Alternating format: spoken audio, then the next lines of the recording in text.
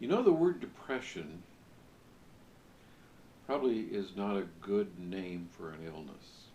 I might even admit that psychiatrists are idiots when it comes to naming illnesses. This thing called depression, there's really at least three, if not more, separate, differently treated conditions mixed up in that term depression.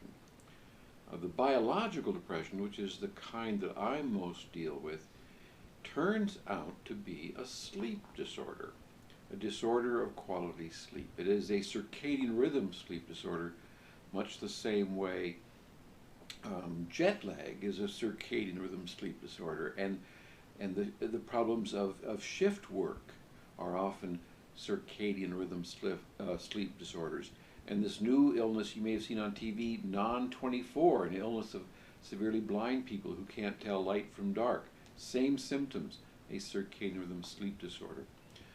The job of the biological psychiatrist or whatever physician is treating the condition is to restore quality sleep. If we don't do that, we don't get the patient well.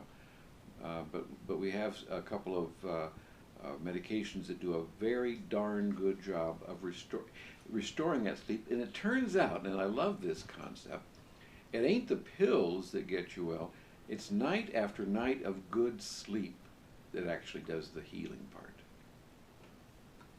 Tell me that analogy about the big apartment buildings in New York.